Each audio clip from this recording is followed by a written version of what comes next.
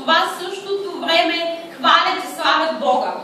And I thought of all those voices like beautiful bouquets, like the beautiful flowers outside, are raised to God in praise. И аз си представям всички наши гласове като един красив букет, като цветята, които са навън тук в градината, как този букет просто цветя отива нагоре към Бог. I want us to read a psalm. Do you have a Psalm 8? Искам да прочета 8-ми псалом. Go ahead and read it all.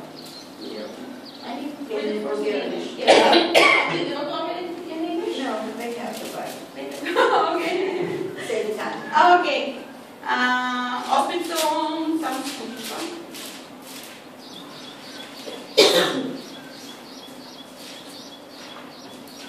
Така.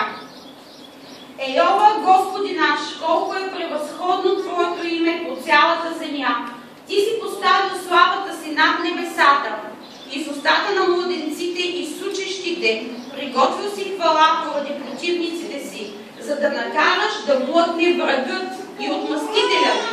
Когато гледам Твоите небеса, делото на Твоите пръсти, луната и звездите, които Ти си отредил, казвам си, що е човек да го помниш, или човешкия син да го посещаваш, а Ти си го направил само малко по-долен от ангелите и със слава и чест си го увенчал. Поставил си го господар на делата на ръцете си. Всичко си подчинил под нозете му. Всичките овце и говеда, още и животните на полето, въздушните птици, морските риби и всичко, което минава през морските пътища. Ейова, Господи наш, колко е превъзходно Твоето име по цялата земя. I wonder if we realize how great our God is. Чуде се, даваме ли си сметка колко велик е нашия Бог? Everywhere we look around, we see His hand. Навсякъде където се Parents that were refugees from Turkey. от семейство, които бяха изгонени от Турция. In 1923, Turkey had their ethnic cleansing. През 1923 година, знаете, когато започна Турция, изгони голяма част от етносите, които живееха на нейната територия, още от Османската империя. Of Greeks and Armenians. Специално изгониха гърците и арменците да си ходят по земите. And the few that survived made it to Greece. И истината е, че тогава арменците и гърците бяха подложени на жестоко гонение, те са ги избивали. И само тези, които са оцеляли от това унищожение, буквално са избягали в Гърция. I was born to parents that were Christians. Аз съм родена в семейство, където родителите ми бяха християни. But when I was 4 years old, we had civil war. Но когато аз станах на 4 годинки, избухна гражданска война в Гърция. My father was killed. Баща ми беше убит. My mother was desperate with 2 children and nothing to survive on. Майка ми беше много отчаяна, защото ние бяхме 2 деца, обаче тя нямаше абсолютно никакъв начин за да ни прехранва. She was pretty much left to the mercy of others. Така че до голяма степен ние живеехме и зависихме от милостта на хората около нас, които ни даваха нещо да ядем, колкото да не умрем от глад. Many other families were in the same situation. Имаше много семейства около нас, които бяха в подобна на тази ситуация. So thousands of us kids were shipped to other countries, including America. Така че хиляди гръцки деца по това време, за да оцелеят, защото нямаме какво да ядем, бяха изпратени в различни страни, при различни семейства, включително и в Америка, за да оцелеят.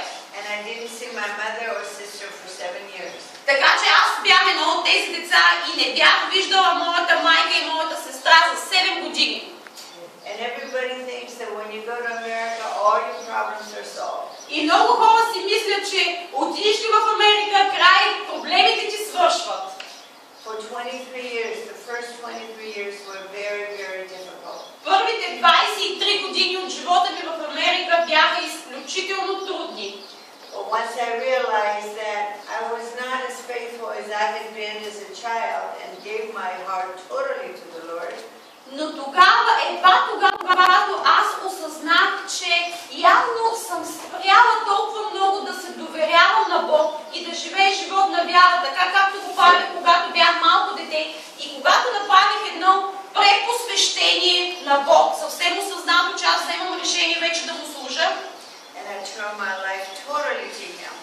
обърнах изцяло живота си, целия си фокус към Бог and serving Him и with my husband. и да му служа заедно с моя съпруг, Then I realized how wealthy I was. тогава всъщност разбрах какво богатство притежавам. My life is full. Сега вече моят живот е пълен. Yes, I miss my husband. В момента ми липсва моят съпруг, защото той премина и е при Бога. I know I will see him again. Но аз знам, че един ден аз ще го видя отново.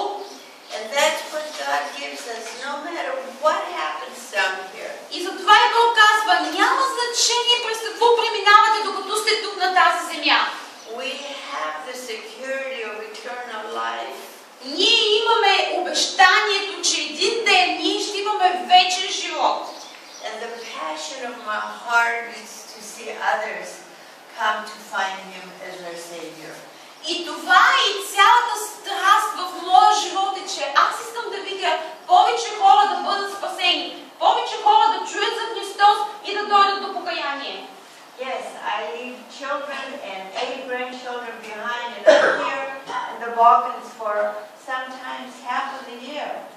Вижте, това за някои хора е много странно, че примерно аз оставям моите деца и моите внуци, те са в Америка. Всяка година аз ги оставям между 4 и 6 месеца, за да бъдат тук, на Балканите, да обикалям различните страни и да помагам на който с каквото мога. When I come out with the hope in my heart that someone will hear the word, will hear from another sister and open their hearts to Him. И аз винаги очаквам, когато се върна и тук,